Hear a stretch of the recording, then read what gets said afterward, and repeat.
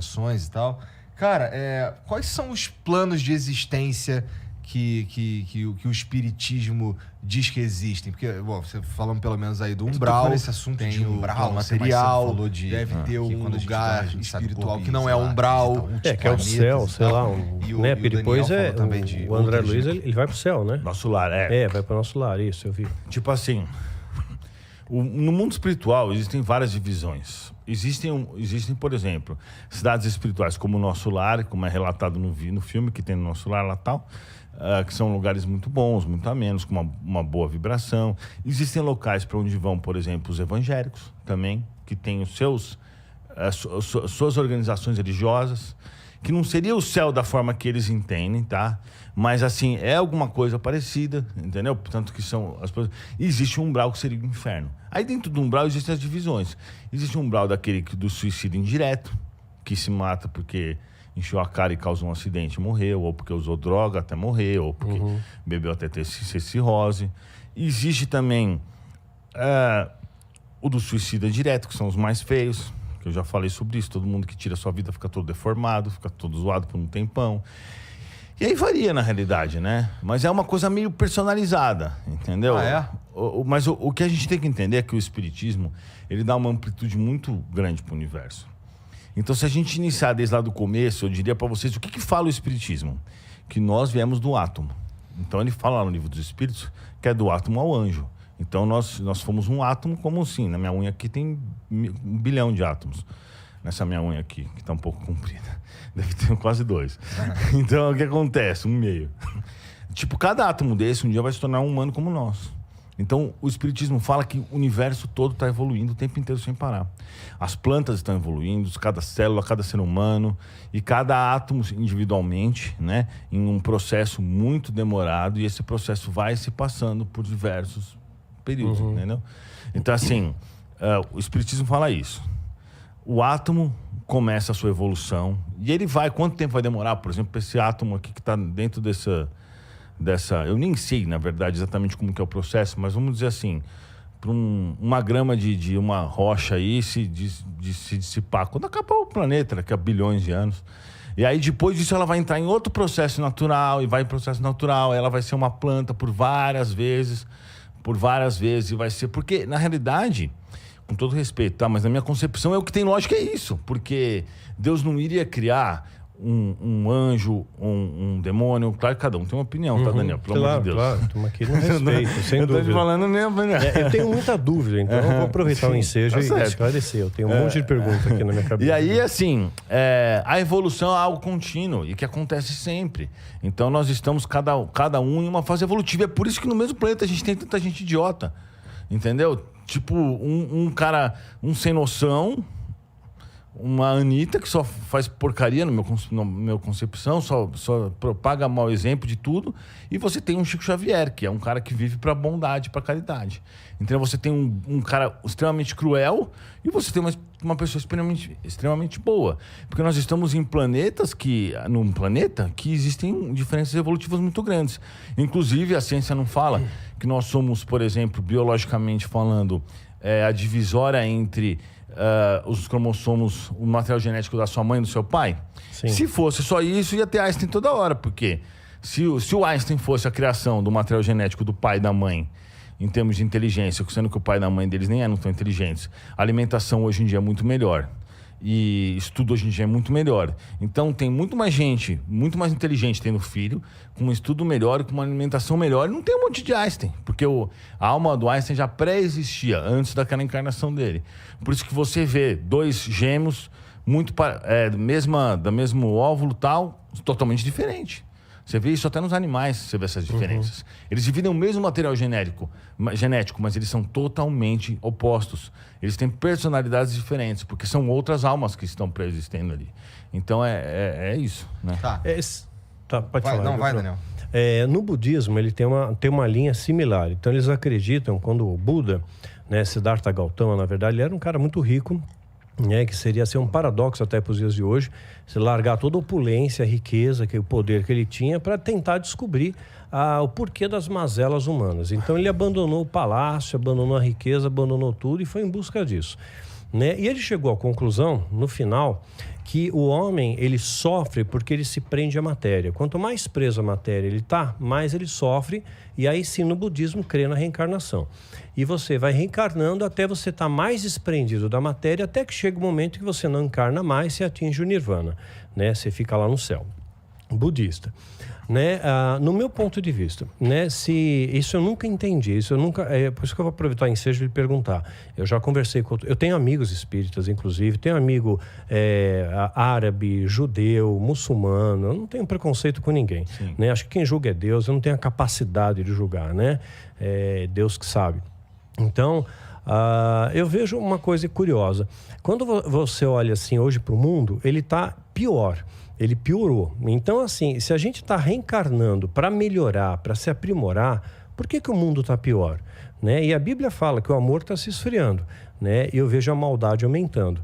E os alimentos, hoje em dia, apenas fazendo um adendo, você fala, a gente se alimenta melhor, tal. Claro, se quiser se alimenta melhor. Porque senão, se o trigo está geneticamente modificado, a soja, sabe, agrotóxico, tudo isso aí está tudo ferrando o nosso organismo. Né? Quer dizer, então por que o mundo não está cada vez melhor e está cada vez pior? O que está acontecendo com a humanidade? Se a gente reencarna para melhorar, por que piora? Então, mas com todo respeito, mas eu discordo de você dessa parte. Então, eu só queria entender. É uma pergunta na verdade, para o mundo aprender. Está piorando. Tá? Na realidade, há 30 anos atrás, a gente não tinha lei que condenasse a pedofilia. Não queria falar pedofilia, essa palavra, né? Mas tudo bem. Não tem problema. É lei. A gente não tinha lei que condenasse isso. Há 100 anos atrás, a gente tinha... Até pouco tempo atrás, você tinha na África lugares de escravidão. Até hoje, você tem uns caras lá que cortam a mão do outro, que vende os outros, que se nasce de outra cor e não sei o quê. Isso era muito frequente antigamente. Esse negócio de, por exemplo, um pai mata o filho era super normal e ficava por isso mesmo. Se você começar a pegar 200 anos atrás, por exemplo, mesmo Allan Kardec... Tem um trecho que ele fala no Evangelho sobre os duelos. Ou seja, 200 anos atrás, era dentro da lei você virar pro outro cara e falar assim, você me desafiou, nós vamos duelar até a morte. E ficava por isso mesmo. Então, assim, parece que o mundo está ficando pior porque hoje nós temos um aumento de população muito grande. Um aumento de informação gigantesco. Há 20 anos atrás você não tinha acesso a essa informação. Agora caiu um avião na China, a gente fica sabendo na mesma hora que caiu um avião, quantas pessoas morreram e os detalhes. Antes você morava numa cidade, sei lá, como Campinas, velho. Como Rio Preto, você ia ter acesso ali à informação só das cidades do lado. Você não tinha informação muito longe. Você não ia saber o que aconteceu no Paraná, a não ser que tivesse sido algo muito horrível. E era mais fácil também de se controlar alguns pontos.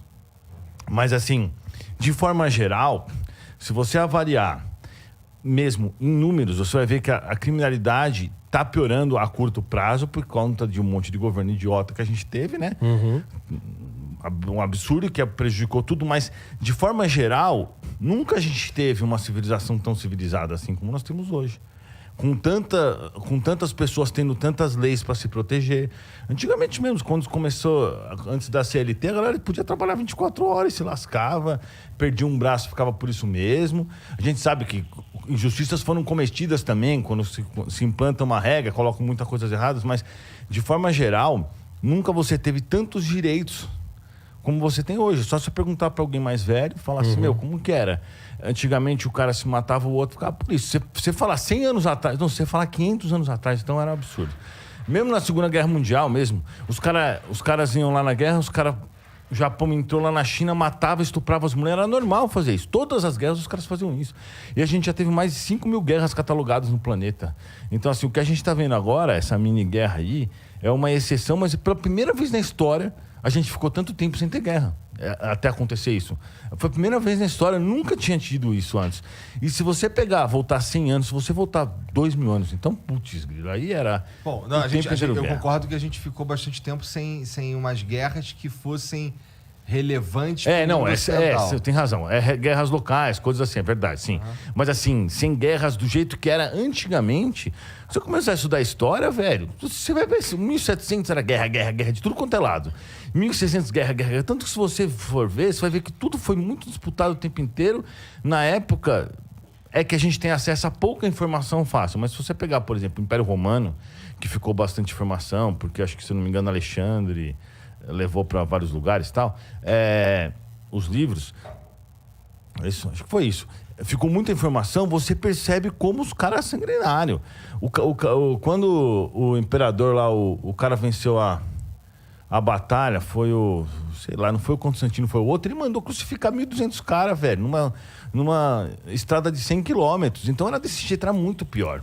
Hoje em dia a gente tem um monte de regras, de leis, tanto que assim, olha, atacou um carro civil, quebrou uma lei de guerra. Isso não existia antes, antigamente você podia fazer o que você quisesse.